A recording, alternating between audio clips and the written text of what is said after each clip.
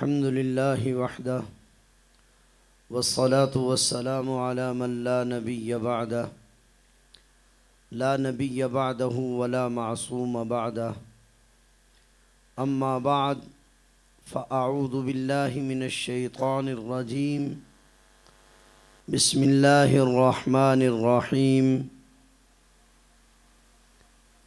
يا أيها الذين آمنوا كتب عليكم الصيام كما كتب على الذين من قبلكم لعلكم تتقون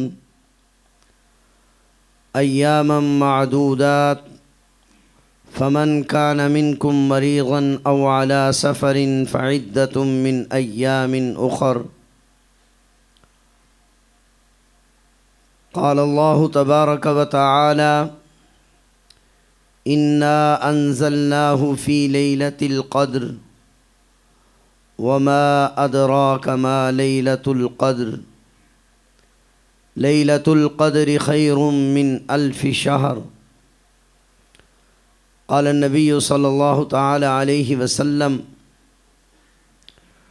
من صام رمضان إيمانا واحتسابا غفر له ما تقدم من ذنبه قال النبي صلى الله تعالى عليه وسلم من قام رمضان إيمانا واحتسابا غفر له ما تقدم من ذنبه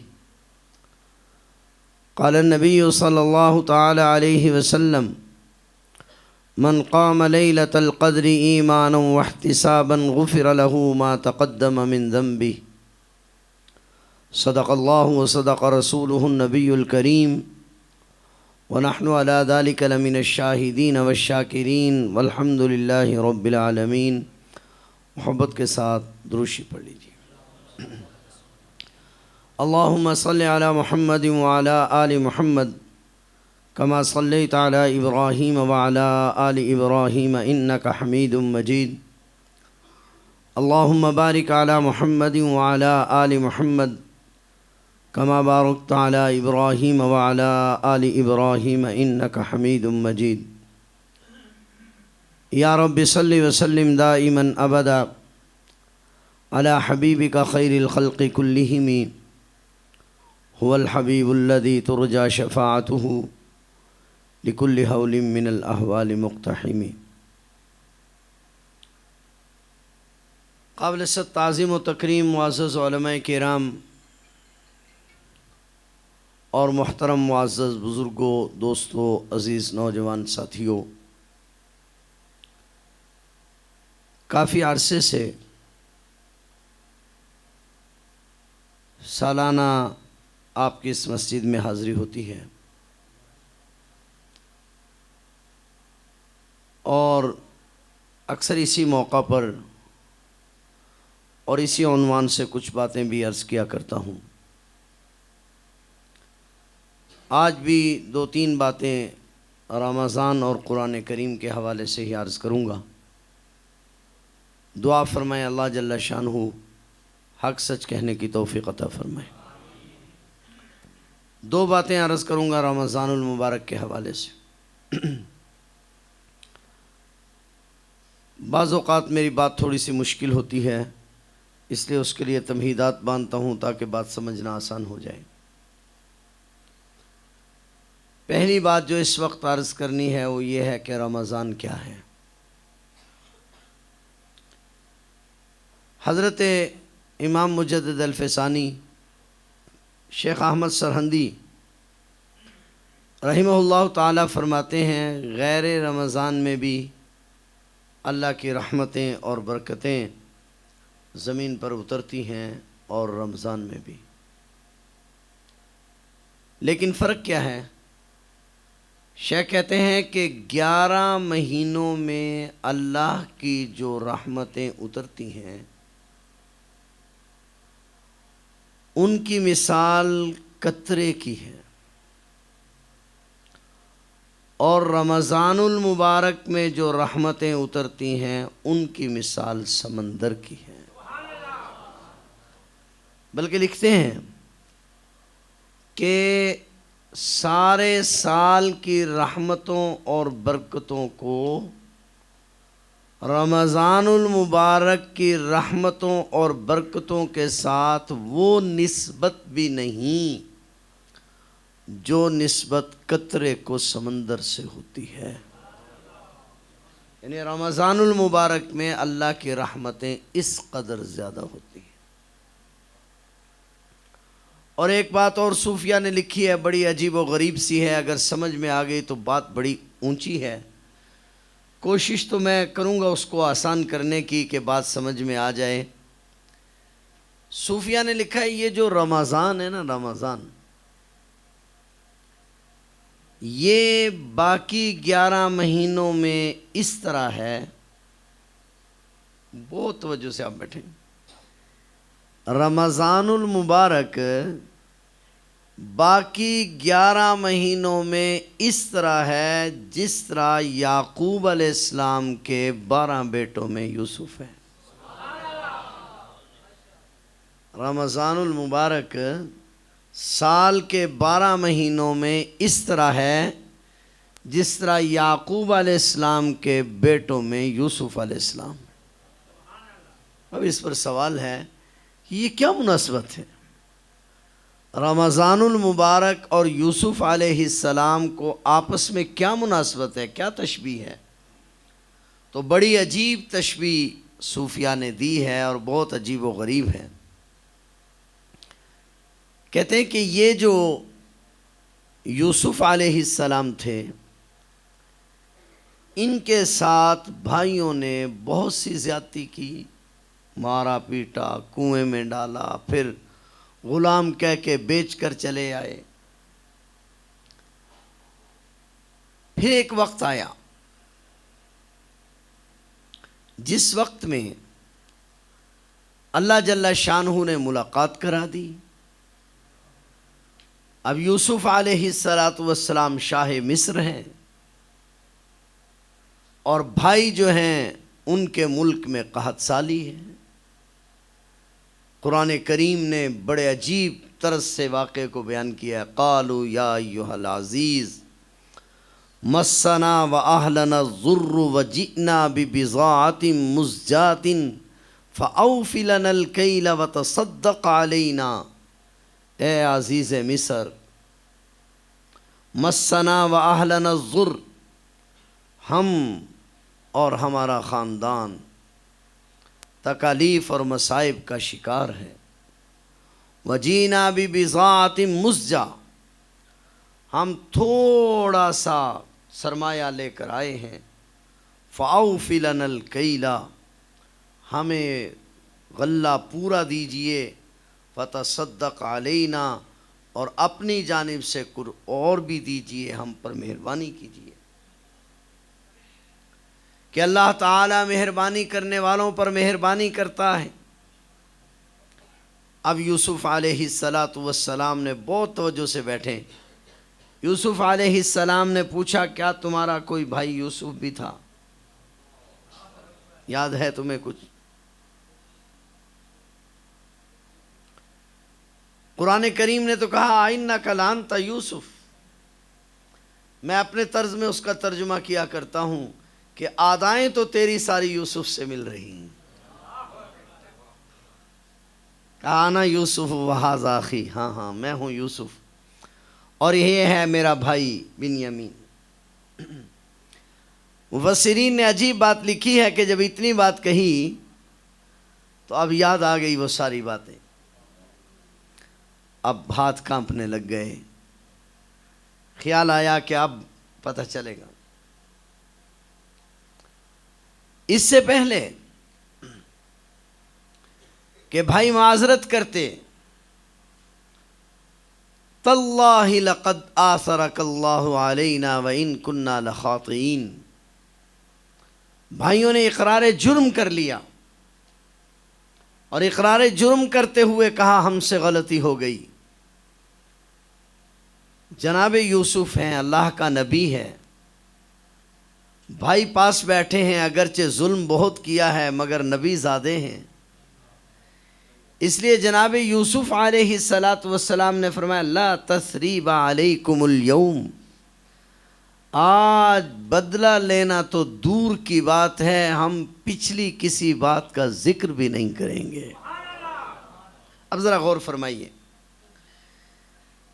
صوفیہ لکھتے ہیں کہ جب یوسف علیہ السلام نے کہہ دیا کہ لا تثریب علیکم اليوم، آج پچھلی کسی بات کا ذکر نہیں کریں گے، یعنی معافی ہو گئی، بس بات ختم ہو گئی، تو یہ ایسے ہی ہے لقد آثرک اللہ علینا وإن کنا لخاطئین، کہ 11 بھائیوں نے جب اپنے جرم کا اقرار کر لیا اور جناب یوسف راضی ہو گئے، تو جناب یوسف کا راضی ہونا باقی 11 بھائیوں کی معافی کا سبب بن گیا۔ اسی طرح رمضان المبارک کا راضی ہو جانا باقی 11 مہینوں کی گناہوں کی معافی کا سبب بن جاتا ہے۔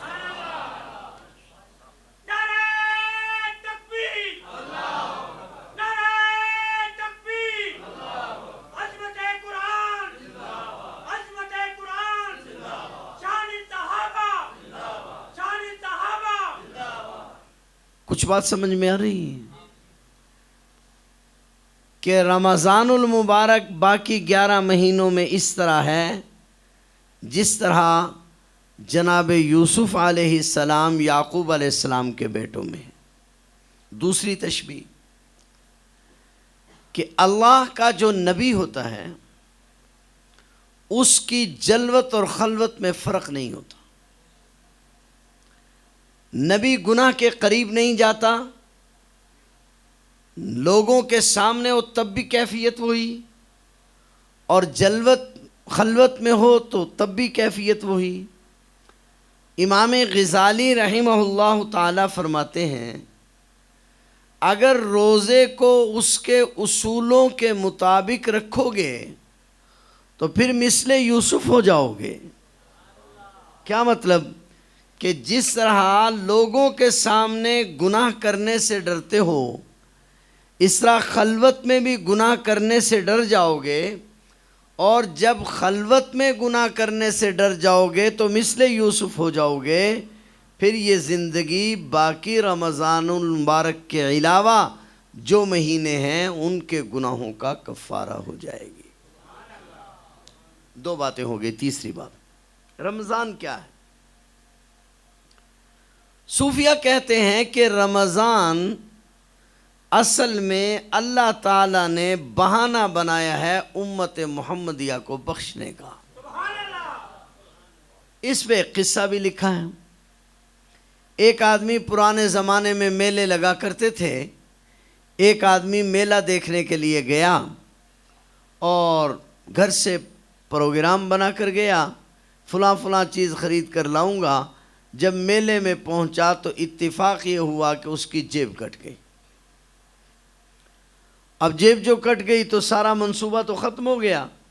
واپس جو آیا بیوی بچے چمٹ گئے اور انہوں نے کہا جناب کیا لے کر آئے ہو؟ میلے میں گئے تھے، ہم تو انتظار میں تھے، کیسا رہا میلہ؟ اس نے کہا کیا بتاؤں، کیا میلہ تھا، وہ تو اصل میں سارا میری جیب کاٹنے کا بہانہ تھا، میلہ کیا تھا؟ یہ سارا نظام جو بنایا گیا تھا میری جیب کاٹنے کے لیے بنایا گیا تھا۔ مثال تو عجیب سی ہے۔ صوفیہ نے لکھا ہے کہ اصل میں رمضان المبارک اللہ جل شانہ نے اپنی رحمت کے لٹانے کا بہانہ بنایا ہے، امت کو بخشنا چاہتے ہیں، اس کے سوا رمضان کیا ہے؟ سمجھ آ رہی ہے کچھ بات؟ توجہ ہے آپ کی؟ کہ رمضان المبارک اصل میں اللہ تعالیٰ نے اپنی خدائی کے، اپنی رحمتوں کے لٹانے کا ایک بہانہ بنایا۔ بھئی یہ بہانہ کیسے ہے؟ پھر اس پر دلائل پیش کی۔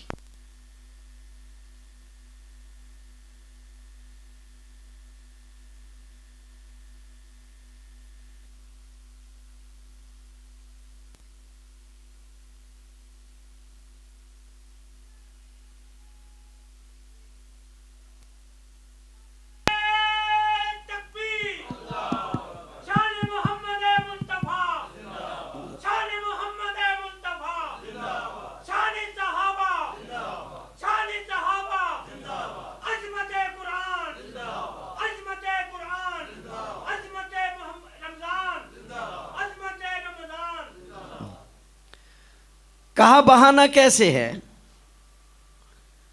دیکھیے، جب انسان پیدا ہوا، حدیث میں آتا ہے، جب اللہ نے شیطان کو سجدہ نہ کرنے کی وجہ سے جنت سے نکالا،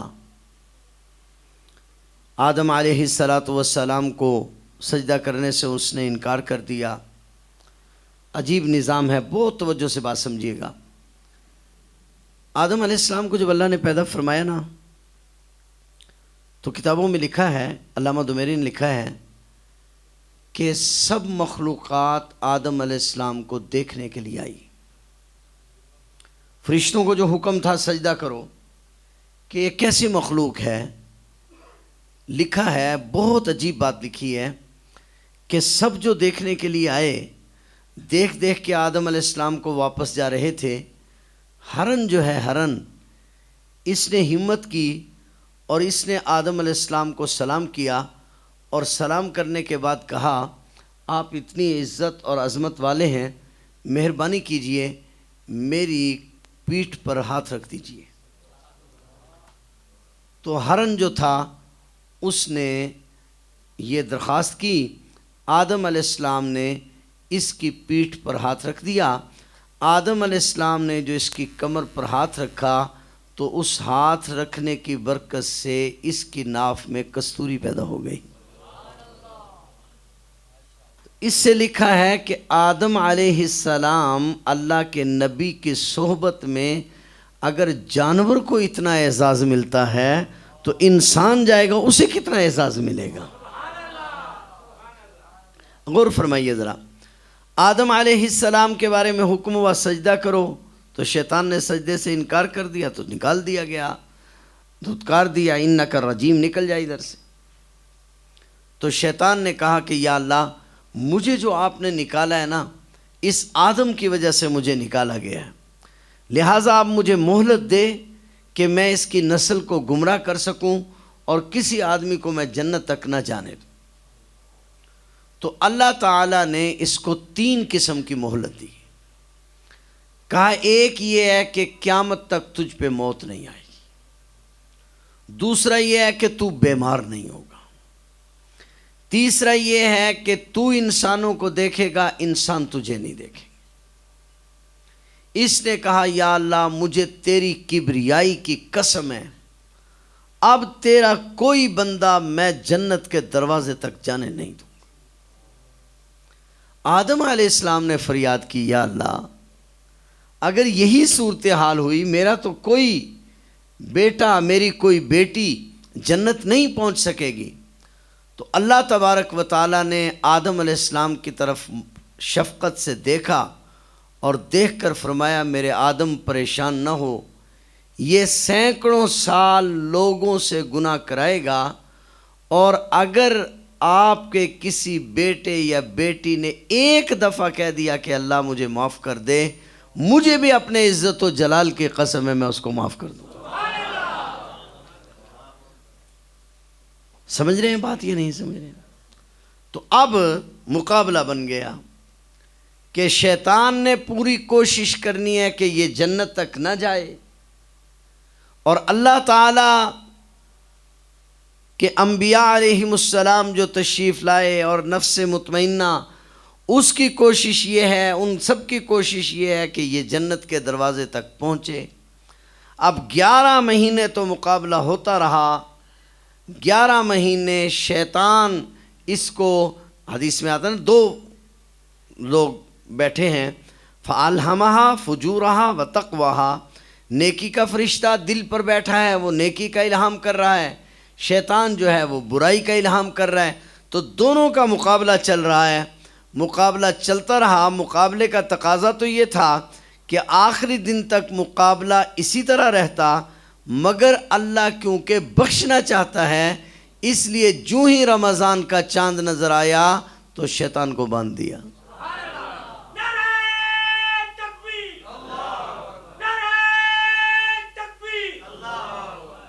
تو راستہ کلیئر کرایا، راستہ صاف کرایا، تو اللہ تعالیٰ نے، اب یوں کہہ لیجیے اپنی زبان میں، کہ اگر شیطان یہ کہے کہ مینوں تے بن کے مروایا ہے، تو یہ کہنا اس کا بجا ہے یا نہیں ہے؟ تو اللہ تبارک و تعالیٰ نے اس امت کو بخشنے کے لیے بہانہ بنایا کہ جو ہی رمضان کا چاند نظر آئے گا لہذا ان سب کو باندھ دیا جائے گا۔ چنانچہ ہم اور آپ سب دیکھتے ہیں دنیا کے جس ملک میں چلے جائیں، جو ہی رمضان المبارک کا چاند نظر آتا ہے تو مسجدیں آباد ہو جاتی ہیں۔ تو اللہ تعالیٰ نے بہانہ بنایا بخشنے کا۔ پھر دوسرا بہانہ کیا، جب آدمی کوئی چیز دینا چاہتا ہے، دکاندار ہے، اس کا موڈ بن گیا کہ پہلے تو ریٹ بہت لگایا تھا، اب سیل لگاتا ہے، اب اس کا پروگرام بن رہا ہے کہ یہ کپڑا نکلے، یہ جوتا نکلے، لہٰذا سیل لگاتا ہے۔ تو اللہ تبارک و تعالیٰ کیونکہ بخشنا چاہتا ہے اس لیے بہانہ دوسرا یہ بنایا کہ ریٹ بڑھا دیا، نفل کا ریٹ فرض کے برابر کر دیا اور فرض کا اجر جو ہے وہ 70 فرضوں کے برابر کر دیا۔ تو یہ بھی اس لیے کیا کہ اللہ تعالیٰ امت کو کیا کرنا چاہتا ہے؟ جی، اللہ تعالیٰ بخشنا چاہتا ہے۔ دوسرا بہانہ بنایا۔ تیسرا بہانہ بنایا، لالچ دیا۔ لالچ کیا دیا؟ کہ 24 گھنٹے میں ایک دعا ضرور قبول کروں گا، تاکہ یہ متوجہ ہو جائے، میری طرف آ جائے۔ کہا کہ 24 گھنٹے میں ایک دعا ہر مسلمان کی ایک دعا 24 گھنٹے میں ضرور قبول کروں گا، لہذا تاکہ یہ میری طرف آ جائے۔ لیکن انسان غافل ہے، توجہ نہیں کرتا، اور اگر ہم تو مانگتے ہیں تو بڑے ٹوٹے دل کے ساتھ، بعض بیچارے تو اتنے اپاہج ہوتے کہ اگر دعا شروع ہو جائے تو ہاتھ رکھ کے بیٹھیں۔ اس بے رخی کے ساتھ مانگنے سے بھی کوئی ملا کرتا ہے؟ تو مالک کے دربار میں، اور بعض مانگا کرتے ہیں، صوفیہ نے تو یہاں تک لکھا ہے کہ بعض لوگ جو یہ کہا کرتے ہیں کہ یا اللہ بس آپ سے فلاں چیز مانگتا ہوں اور کچھ نہیں مانگتا، کہا یہ بھی اس کی توہین ہے۔ اتنا بڑا دربار ہے، اس کو یہ کہنا کہ بس یہ مانگ رہا ہوں، بس یہ مانگ رہا ہوں، بس کیوں کیے جا رہا ہے؟ حدیث میں آتا ہے، کنز العمال میں حدیث ہے، نبی کریم صلی اللہ علیہ، بلکہ حدیث قدسی ہے۔ حدیث قدسی کا مطلب ہوتا ہے جبرائیل علیہ السلام نے اللہ کی طرف سے آ کر جو حدیث سنائی۔ جبرائیل علیہ السلام فرماتے ہیں کہ اللہ جل شانہ فرماتے ہیں کہ اگر پیغمبر آپ کے اولین اور آخرین، آپ سے پہلے آنے والے بھی اور آپ کے بعد آنے والے، ان کو یہ اعلان کر دیجئے کہ اگر تمہارے اولین اور آخرین سب کے سب میری فرما برداری کریں، میری اطاعت کریں، تو ان کی اس فرما برداری سے میری خدائی میں کوئی فرق نہیں پڑتا۔ بہت توجہ سے، یعنی سارے اس کی ماننے لگ جائیں تو اس کی خدائی بڑھ جائے گی، اس کی خدائی میں کوئی فرق نہیں پڑے گا۔ اور اگر آپ کے اولین اور آخرین سب کے سب میری نافرمانی کرنے لگ جائیں تو پھر یہ پاکستان کا عدم اعتماد نہیں ہے کہ ایک ایم این اے ادھر ہو تو کام ادھر چلا جائے گا، ایک ادھر ہو تو ادھر چلا جائے گا۔ نہیں، اگر سب کے سب میری خدائی کا انکار کر دیں تو پھر بھی میری خدائی میں کوئی فرق نہیں پڑے گا، پھر بھی میری خدائی میں کوئی فرق نہیں پڑے گا۔ اور اگلی بات بڑی عجیب ہے، کہا ان کے اولین اور آخرین سب کے سب مجھ سے مانگیں، اور ایک روایت میں ان کو ان کی خواہش کے مطابق دے دوں، ضرورت کے مطابق نہیں۔ لکھا ہے کہ ضرورت تو فقیر کی بھی پوری ہو جاتی ہے اور خواہش بادشاہ کی بھی پوری نہیں ہوتی، اس لیے ضرورت کے مطابق نہیں کہا وہ سب اپنی خواہش کے مطابق مانگے۔ تو ایک روایت میں تو یہ ہے میں ان کو ان کی خواہشات کے مطابق دے دوں، اور ایک روایت میں نہیں، اگر وہ سب اپنی خواہش کے مطابق مانگے اور میں ان کو اس سے 10 گنا زیادہ دے دوں۔ اولین اور آخرین سب مانگے، اپنی خواہش کے مطابق مانگے، اور میں ان کو اس سے 10 گنا زیادہ دے دوں تو میری رحمت میں اتنی کمی بھی واقعہ نہیں ہوتی جتنی کہ سمندر میں سوئی کو ڈالا جائے اور اس کے ساتھ جو پانی کا قطرہ لگ کے آ جاتا ہے اس سے سمندر میں کمی کا واقعہ ہونا تو ممکن ہے، میری رحمت میں اتنی کمی بھی واقع نہیں ہوتی۔ لہذا جب اس کا خزانہ اتنا وسیع ہے تو پھر اس سے یہ کہہ کے مانگنا کہ بس یہی مانگتا ہوں، تھوڑا مانگنا، مانگتے ہوئے ڈرنا، یہ تو اس کی رحمت سے مایوسی کی باتیں ہیں۔ کبھی یہ کہنا، یہ بھی شیطانی جال ہوتے ہیں۔ کبھی یہ کہنا کہ ہماری کہاں سنتا ہے، ہماری کون سنتا ہے، گناہگاروں کی کون سنتا ہے؟ ارے وہی تو سنتا ہے گناہگاروں کی، اور کون سنتا ہے؟ کتابوں میں لکھا ہے نا، ایک واقعہ مشہور ہے، ایک شخص 100 سال تک پتھر کو پکارتا رہا، یا صنم یا صنم یا صنم۔ ایک دن بھول کر یا صمد نکل گیا زبان سے۔ صمد اللہ کا نام ہے۔ آواز آئی، کیا کہتا ہے میرے بندے؟ فرشتوں نے کہا اللہ بھول کے نکلا اس کی زبان سے۔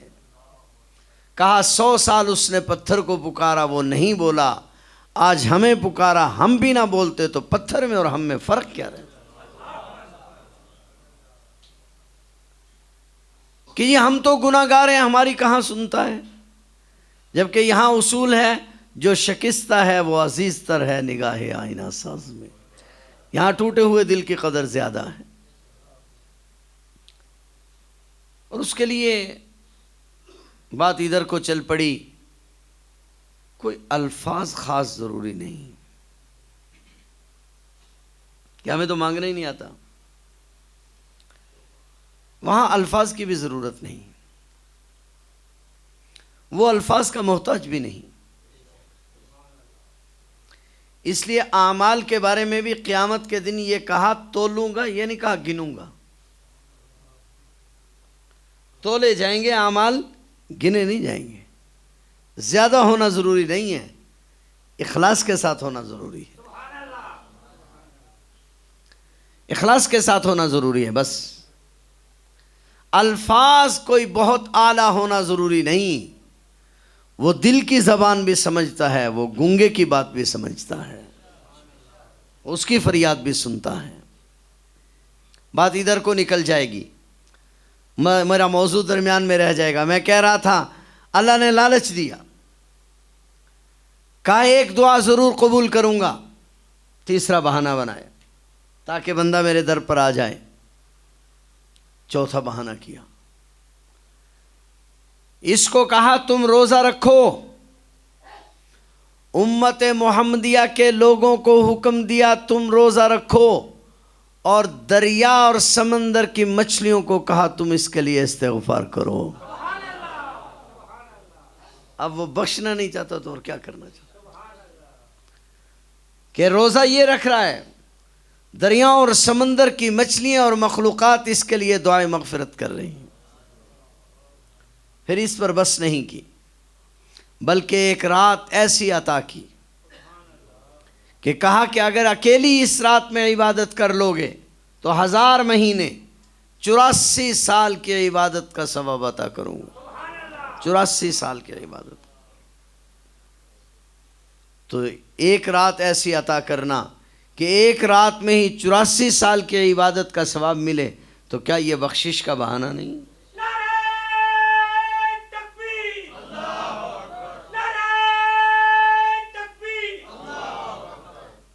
تو کہنا یہ چاہ رہا ہوں کہ رمضان المبارک کیا ہے؟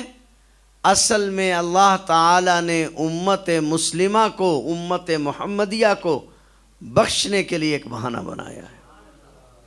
تو وہ رمضان المبارک میری اور آپ کی زندگیوں سے گزر رہا ہے، اور اب اس کا آخری عشرہ شروع ہے، اور یہ بھی فرمایا کہ بدبخت ہے وہ شخص جس کی زندگی میں رمضان المبارک کا مہینہ آیا اور پھر بھی وہ اپنے رب کو راضی نہ کر سکا۔ حدیث پاک میں آتا ہے، ایک تابعی ہیں حضرت فضیل، وہ فرماتے ہیں کہ ہم 6 مہینے تک رمضان المبارک کے آنے کی دعا کیا کرتے تھے کہ یا اللہ ہمیں 6 مہینے ہمیں رمضان المبارک عطا فرما، اور پھر جب رمضان المبارک آ جاتا اور ہم اس کو گزار لیتے تو پھر 6 مہینے تک اس کی قبولیت کی دعا کیا کرتے کہ یا اللہ رمضان المبارک میں جو ہم نے دعائیں مانگی ہیں، جو عبادت کی ہے، اس کو قبول فرما۔ اور صوفیہ نے ایک اور عجیب بات لکھی ہے کہ اللہ کے نبی نے دنیا کی کسی چیز کے لیے تمنا نہیں کی سوائے رمضان کے۔ رمضان ایک ایسی دولت ہے کہ اللہ کے نبی نے تمنا کی کہ اللہ مجھے رمضان تک پہنچا۔ اس سے معلوم ہوا کہ رمضان بڑی عظمت والی چیز ہے۔ تو اللہ تبارک و تعالی نے رمضان المبارک ہمیں عطا کیا ہے، ہمیں اس پر اللہ تعالیٰ کا شکر ادا کرنا چاہیے اور اس کو قیمتی بنانا چاہیے۔ دوسری بات جوڑنا چاہ رہا تھا ساتھ قرآن کریم، اس کو بھی ذرا سمجھیے، شاید پہلے بھی میں نے کہیں یہ بات کی ہے کہ اس امت کو جہاں اور بہت سی سعادتیں ملی ہیں، کتابوں میں لکھا ہے کہ پہلی جو امتیں تھیں ان کے لیے جو کتابیں آسمان سے نازل ہوئی، تورات، زبور، انجیل، نام سنے آپ نے یا نہیں سنے؟ جی، ان کتابوں کا اصول یہ تھا کہ اللہ کا نبی وہ کتاب پڑھتا تھا، امت بس اس کو سنتی تھی، پڑھتی نہیں تھی، پڑھ سکتی نہیں تھی۔ بلکہ کتابوں میں یہاں تک لکھا ہے کہ تورات موسیٰ علیہ السلام مجلس میں پڑھ کر سناتے تھے، تختی پر لکھی ہوئی ہوتی تھی، لوگ تورات سنتے تھے، اس مجلس میں یاد رہتی تھی، مجلس سے لوگ اٹھ کر چلے جاتے تھے، تورات بھول جاتے تھے۔ اس قرآن کریم کا اعزاز یہ ہے کہ یہ صرف اللہ کے نبی نہیں پڑھتے، اس امت کا اعزاز یہ ہے کہ امتی بھی اس کلام کو پڑھتے ہیں۔ اور حدیث پاک میں عجیب بات آتی ہے کہ جب جنتی جنت میں چلے جائیں گے، جہنمی جہنم میں چلے جائیں گے، تو اللہ تعالیٰ اہل جنت سے پوچھیں گے کوئی خواہش ہے؟ تو 3 طبقے اپنی خواہشات کا اظہار کریں۔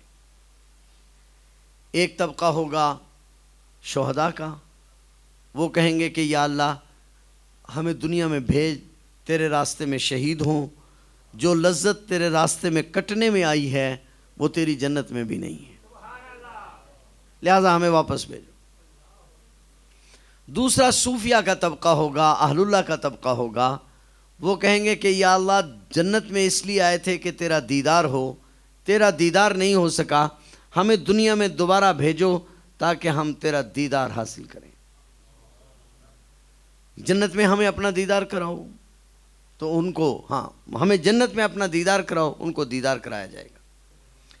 تیسرا طبقہ ہوگا قرآن کریم پڑھنے والوں کا، وہ کہیں گے کہ یا اللہ دنیا میں کلام تیرا تھا، پڑھا ہم کرتے تھے، یا اللہ آج ہم چاہتے ہیں کہ کلام بھی تیرا ہو اور تلاوت بھی تیری ہو۔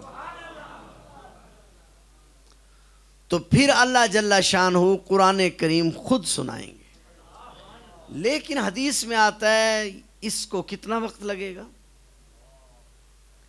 کہ سب سے پہلے جنت میں جو تلاوت ہوگی وہ حضرت داؤد علیہ السلام کی ہوگی۔ داؤد علیہ السلام کے بارے میں حدیث میں آتا ہے کہ جب داؤد علیہ السلام تورات پڑھتے تھے تو پانی رک جاتا تھا، پرندے فضا میں ٹھہر جاتے تھے، اتنی عجیب و غریب آپ کی آواز تھی۔ تو سب سے پہلے داؤد علیہ السلام کو حکم ہوگا کہ داؤد علیہ السلام قرآن کریم کی تلاوت کریں۔ چنانچہ حضرت داؤد علیہ السلام قرآن کریم کی تلاوت کریں گے، اور لکھا ہے کہ داؤد علیہ السلام کی تلاوت کی لذت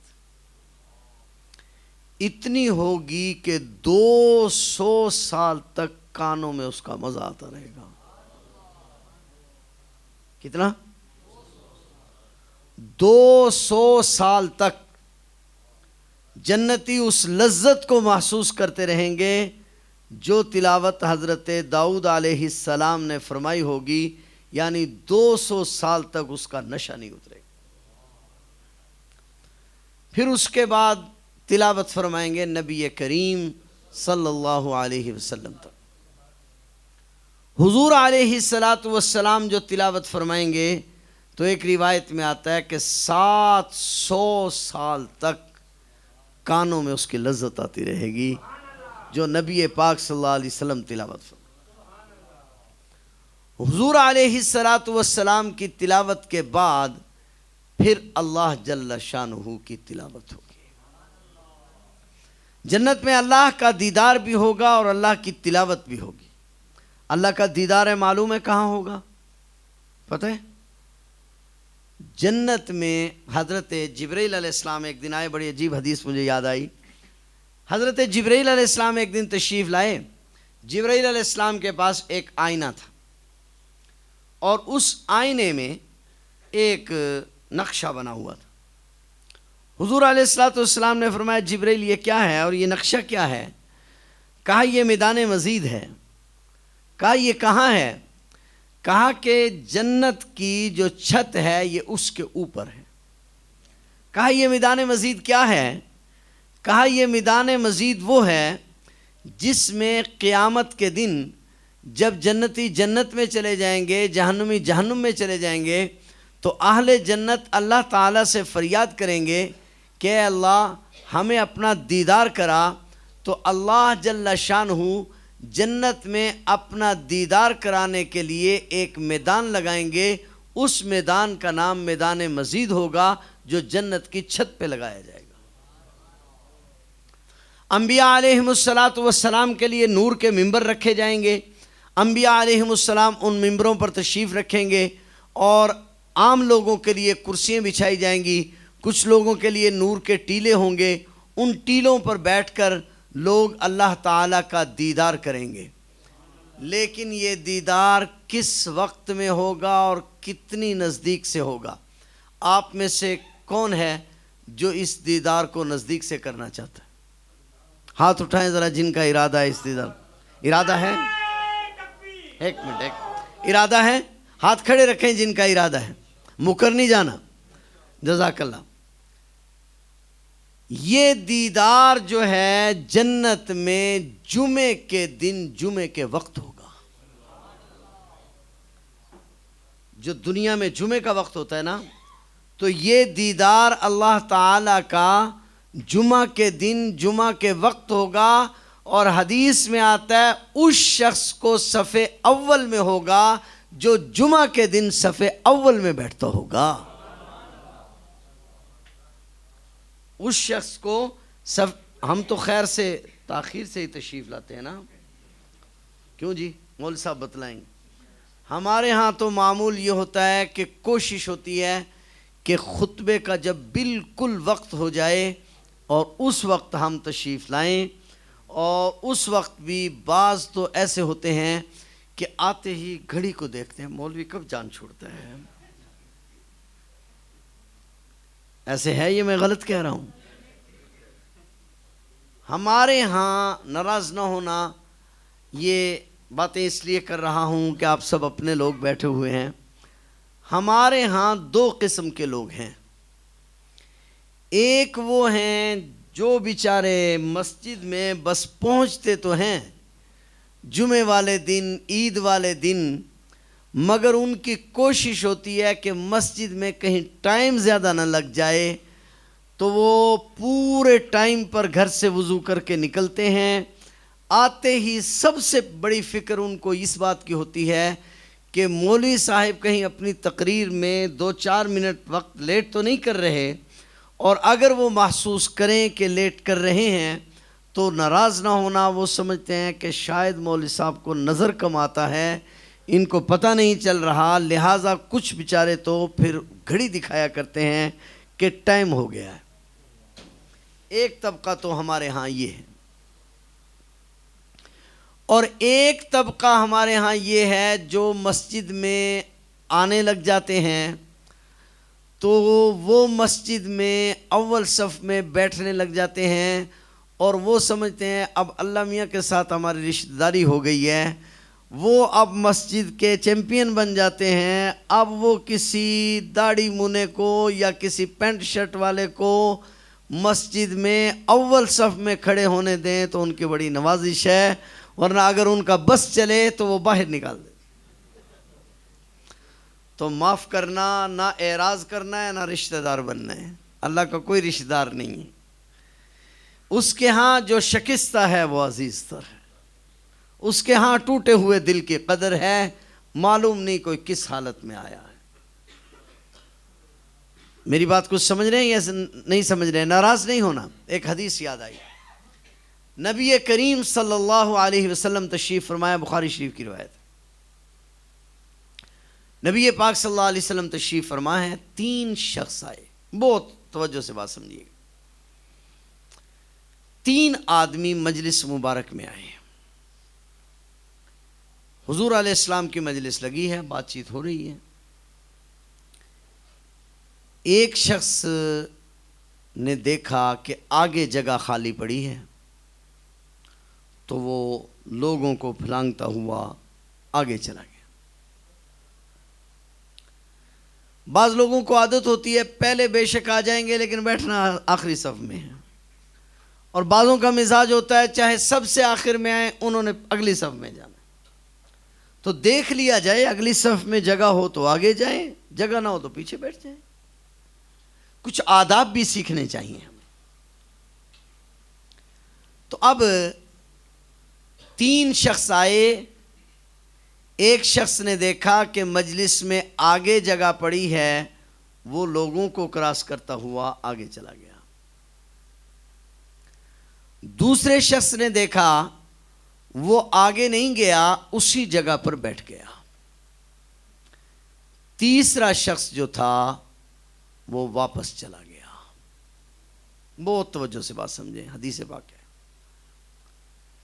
نبی کریم صلی اللہ علیہ وسلم کی بات ختم ہوئی، آپ علیہ السلام نے عجیب بات ارشاد فرمائی۔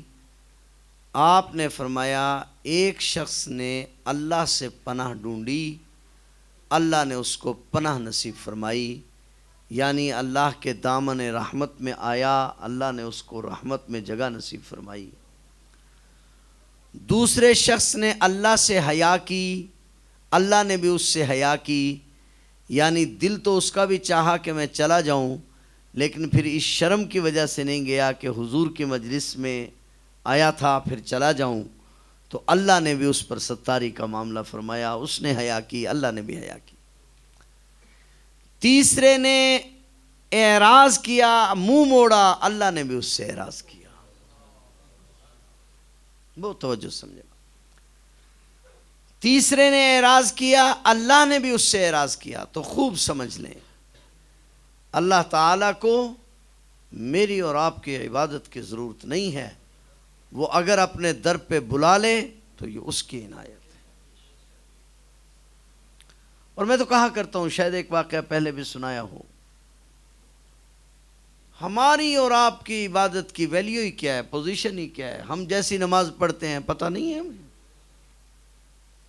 جیسی ہم نماز پڑھتے ہیں، میں آپ کی بات نہیں کر رہا، اپنی بات کر رہا ہوں، جیسی ہم نماز پڑھتے ہیں ہمیں پتہ نہیں ہے۔ وہاں ہمارے جیسی نماز کو کون پوچھے گا بابا؟ کتابوں میں 2 واقعے لکھے ہیں، واقعے سنانے کا مقصد ہوتا ہے کہ بندے کو بات سمجھ میں آ جائے۔ اللہ تعالیٰ کے ایک پیغمبر تھے، ان کے پاس ایک خاتون آئی، عورت آئی، اس نے آ کر کہا کہ اللہ کے نبی میرے لیے دعا کر دیجئے، میرے بچے بچپن میں فوت ہو جاتے ہیں۔ آپ نے پوچھا بی بی تیرے بچے کتنی عمر میں فوت ہوتے ہیں؟ تو اس نے کہا اللہ کے نبی ایک بچہ میرا پچھلے سال فوت ہو گیا تھا، اس کی عمر 350 سال تھی، ایک بچہ میرا اس سال فوت ہو گیا، اس کی عمر 2 سال تھی۔ تو اللہ کے نبی ہنسے، بیوی نے کہا اللہ کے نبی آپ مسکرا رہے ہیں، میرے بچے بچپن میں فوت ہو رہے ہیں۔ تو اللہ کے نبی نے فرمایا خدا کی بندی 250 سال اور 350 سال میں تیرے بچے فوت ہوئے ہیں، اور تو کہہ رہی ہے کہ میرے بچے بچپن میں فوت ہو جاتے ہیں۔ ایک زمانہ آئے گا کہ لوگوں کی عمریں صرف 60-70 سال ہوں گی، اور وہ اس کے لیے بڑے بڑے محل بنائیں گے۔ تو بی بی نے بڑی عجیب بات کہی، کہا اللہ کے نبی 60-70 سال؟ کہا 60-70 سال کیا عمر ہوتی ہے، وہ تو آدمی سجدے میں گزار دے۔ سمجھ رہے ہیں آپ؟ یعنی وہاں ایسے ایسے لوگ بھی آئیں گے جنہوں نے 60-70 سال روزے سجدے میں گزارے ہوں گے، تو وہاں ہماری نمازوں کو کون پوچھے گا؟ ایک اور واقعہ بڑا عجیب ہے۔ امام غزالی رحمۃ اللہ علیہ سفر فرما رہے تھے قافلے کے ساتھ۔ تو میری بات کچھ سمجھ میں آ رہی ہے؟ آپ بور تو نہیں ہو رہے؟ حضرت امام غزالی رحمۃ اللہ علیہ سفر فرما رہے تھے اور قافلے سے بچھڑ گئے۔ بچھڑ کے امام غزالی کسی اور طرف نکل گئے اور دیکھا کہ نماز کا وقت ہو گیا اور قافلہ تو چھوٹ گیا۔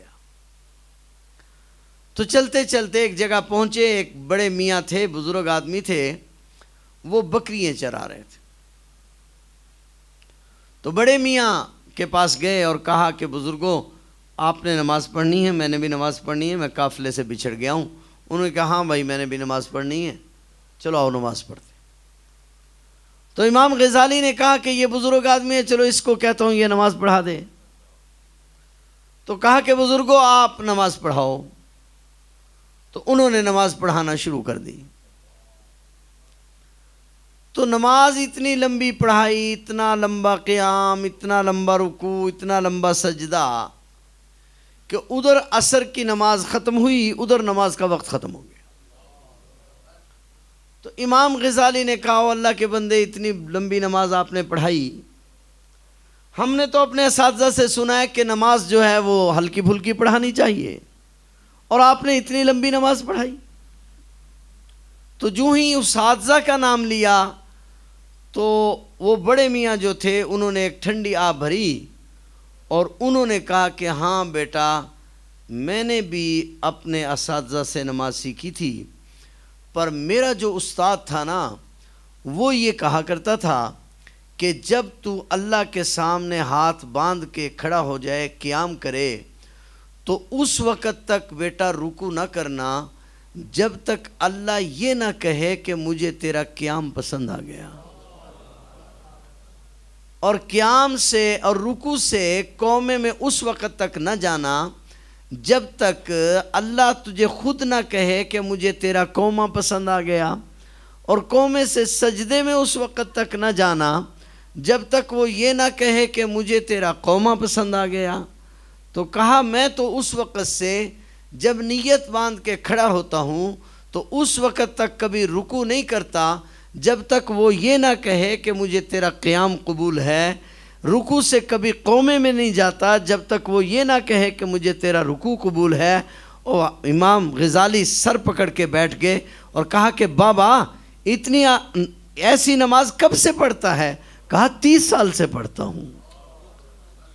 میری اور آپ کی نماز کو کون پوچھے گا؟ کیا ویلیو ہوگی وہاں میری اور آپ کی نماز کی جہاں ایسی ایسی نمازیں ہوں گی؟ تو بھائی وہ قبول کر لے تو اس کی عنایت ہے، اس کی مہربانی ہے۔ جبین نیاز کو اپنے در پہ جھکانے کی توفیق دے دے تو اس کا احسان ہے۔ یہ ہم اور آپ جو آئے بیٹھے ہیں کس کی توفیق سے آئے بیٹھے؟ حدیث پاک میں آتا ہے جب آدمی تہجد کے لیے اٹھ کر آتا ہے اور 2 رکعت نفل پڑھتا ہے اور اس کے بعد کہتا ہے اللہ تیرا شکر ہے، تیری مہربانی سے میں یہاں تک پہنچا، تو اللہ کہتا ہے بندے بستر سے خود ہی تو اٹھا تھا، خود ہی تو وضو کیا تھا، خود ہی تو چل کر آیا تھا، اور اگر نماز پڑھ کے اکڑتا ہے کہ میں نے بڑا کام کر لیا تو پھر اللہ فرماتے ہیں تجھے بستر سے اٹھایا کس نے تھا، تجھے لے کر کون آیا تھا، تجھے وضو کی توفیق کس نے دی تھی؟ یہ سب ہماری توفیق سے تو ہوا۔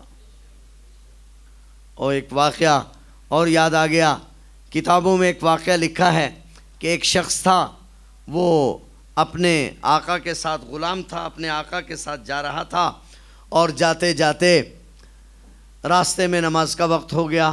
کہا سردار جی میں نے نماز پڑھنی ہے۔ کہا جاؤ جلدی سے پڑھ کے آ جاؤ۔ اب آقا باہر کھڑا ہو گیا، غلام نماز پڑھنے چلا گیا۔ آگے امام صاحب نے سورہ واقعہ شروع کر رکھی تھی، انہوں نے بھی لمبا وقت لگا دیا۔ نماز کا سلام پھرا، اور سلام پھرتے اس نے باہر سے آواز دی کہ آ جاؤ بھائی، کہ آنے نہیں دیتے۔ یہ کہہ کے نفل سنتیں پڑھنا شروع کر دی۔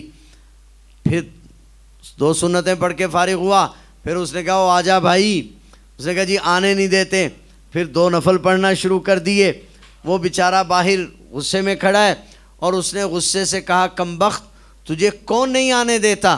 اس نے کہا وہی نہیں آنے دیتا جو جناب کو باہر سے اندر نہیں آنے دیتا۔ مجھے اندر کس نے باندھ رکھا ہے؟ جس نے تجھے باہر باندھ رکھا ہے۔ تو میرے محترم، اللہ تعالیٰ نے اپنا کرم فرمایا اور رمضان المبارک کا بابرکت عظمت اور شرافتوں والا مہینہ ہمیں عطا فرمایا۔ ہمیں اس کی قدر کرنی چاہیے۔ بات یہ کر رہا تھا، اور بات بڑی دور نکل گئی۔ میں تو یہ کہہ رہا تھا کہ اللہ تعالیٰ نے رمضان کیا دیا ہے؟ بخشنے کا بہانہ دیا، اور رمضان میں پھر قرآن۔ یہ بات کرنا چاہ رہا تھا، بس بات کو سمیٹتے ہیں۔ رمضان اور قرآن کیا ہے؟ اصل سلسلہ کیا ہے؟ دیکھیں، آپ دیوار پر پینٹ کرنا چاہتے ہیں، اس کو پہلے ریگ مار سے صاف کرتے ہیں۔ جب وہ صاف ہو جاتی ہے تو جتنی دیوار صاف ہوتی ہے نا، اتنا ہی رنگ پھر اس پہ چڑھتا ہے۔ پہلے زمانے میں برتن کلی کیے جاتے تھے، آواز لگتی تھی برتن پانڈے کلی کرا لو، برتن کلی کرا لو۔ تو کیا ہوتا تھا؟ وہ پہلے ریگ مارتے تھے، اس کے بعد اس کو کلی کرتے تھے۔ آپ کپڑا رنگ کروانے کے لیے لے جاتے ہیں، جتنا کپڑا صاف ستھرا ہوگا اتنا ہی اس پہ رنگ چڑھے گا۔ تو اللہ نے دن میں روزہ فرض کیا، اور اس روزے میں کھانے پینے بیوی کے پاس جانے سے روکا۔ تو یہ گویا کہ ریگ مار کیا جا رہا ہے، دل کو صاف کیا جا رہا ہے، دل کو صاف کیا جا رہا ہے۔ جب دل صاف ہو گیا، اب رات کو کہا تلاوت کرو، اب اس میں اللہ کی محبت بھرو۔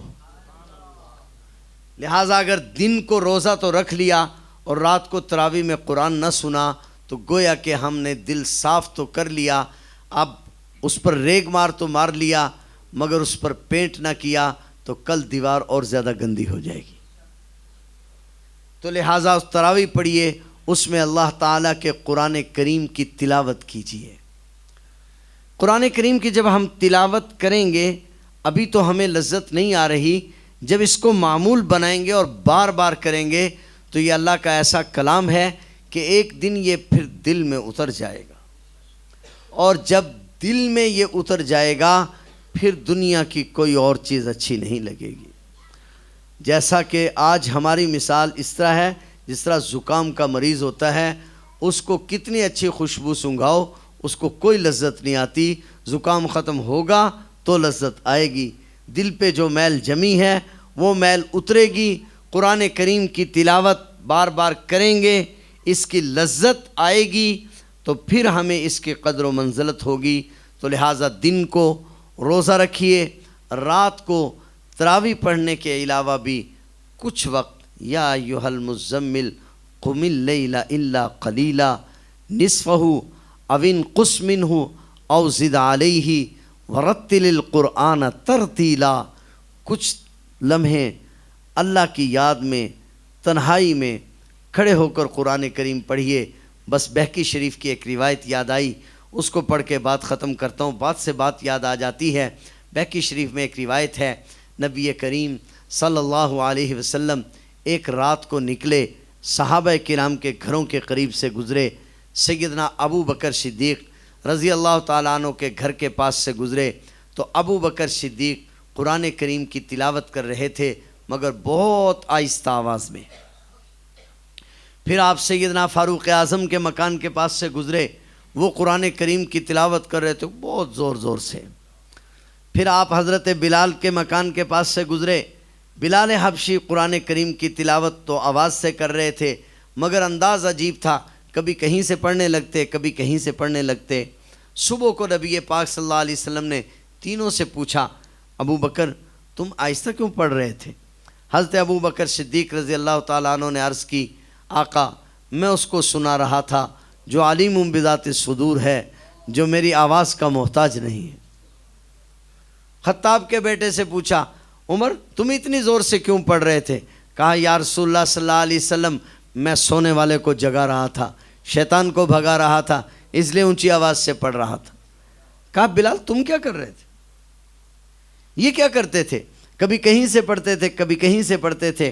کہا یا رسول اللہ صلی اللہ علیہ وسلم میری مثال اس مسافر کی ہے جو دسترخوان پر آئے اور دسترخوان پر مختلف کھانے لگے ہوئے ہوں، کبھی کسی کو چکھتا ہے، کبھی کسی کو چکھتا ہے۔ قرآن عجیب لذت کی کتاب ہے، کبھی کسی صورت کو پڑھتا تھا، کبھی کسی صورت کو پڑھتا تھا۔ آپ علیہ الصلاۃ والسلام نے حضرت ابو بکر صدیق سے فرمایا تھوڑا سا اونچا پڑھا کرو، فاروق اعظم سے فرمایا تم تھوڑا آہستہ پڑھا کرو۔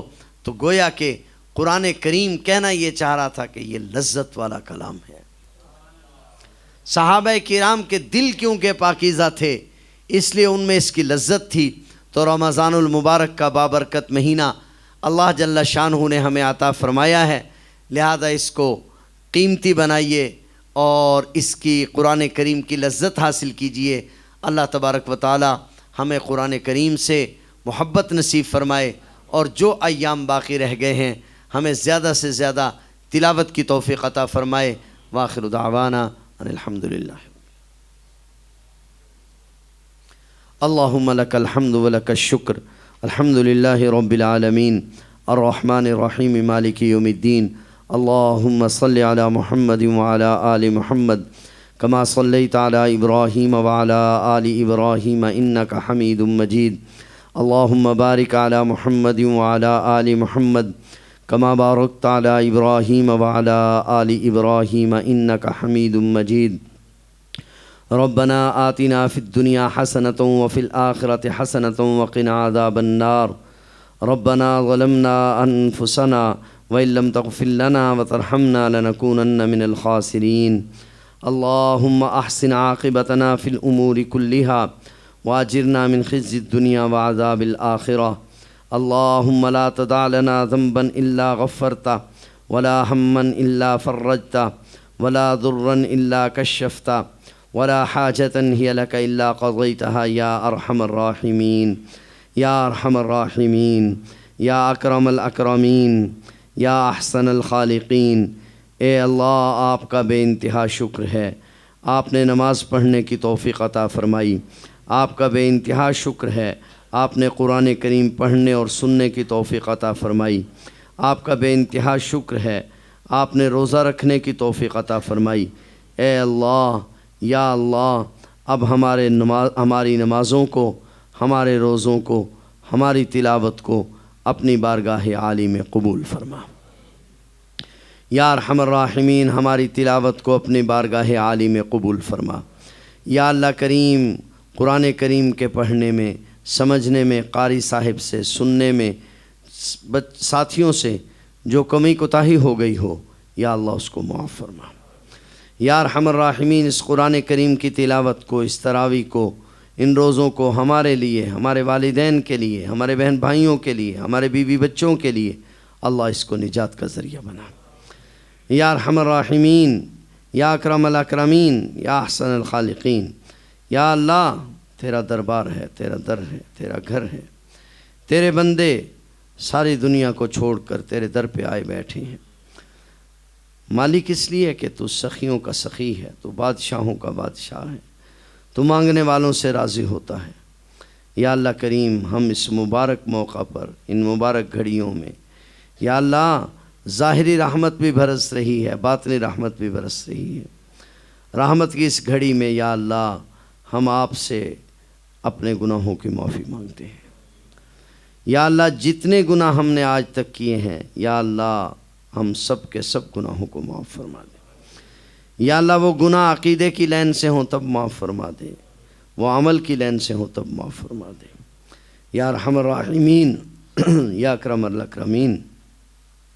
اللہ کریم، یہ تیرا در ہے، یا اللہ، سفید داڑیوں والے بھی بیٹھے ہیں، معصوم بچے بھی بیٹھے ہیں، حفاظ اور علماء بھی بیٹھے ہیں، ہم جیسے گناہگار بھی تیرے در پہ آئے بیٹھے ہیں۔ یا اللہ کریم، ان اپنے نیک بندوں کے توفیل ہم جیسوں کو بھی معاف فرما دے۔ یا اللہ کریم، ہمارے پاس کوئی ایسی نیکی نہیں ہے جس کو تیرے لیے تیرے دربار میں واسطے کے طور پر پیش کر سکے۔ ساری زندگی یا اللہ کریم گناہوں سے سیاہ ہوئی ہے، ہماری آنکھوں نے غلط دیکھا، ہمارے کانوں نے غلط سنا، ہماری زبان غلط بولی، ہمارے پاؤں غلط چلے، ہاتھ غلط اٹھے۔ یا اللہ سارے جسم کی ساری گناہوں کی، سب خطاؤں کی معافی مانگتے ہیں۔ ہم سب کے جسم کے تمام اعضاء کے گناہوں کو معاف فرما دے۔ یا اللہ کریم، تیرے نیک بندے اس موقع پر تجھے نیکیوں کا واسطہ دیتے ہیں۔ یا اللہ ہمارے پاس کوئی نیکی نہیں ہے جو تیرے واسطے تیرے دربار میں قبولیت کے لائق ہو۔ یا اللہ ہم تو گناہ ہی لے کر آئے ہیں، اس لیے کہ تو کریم آقا ہے، ہمارے گناہوں پر معافی کی قلم پھیر دے۔ نہ صرف ہمیں معاف کر دے بلکہ ہمارے ماں باپ کو بھی معاف کر دے۔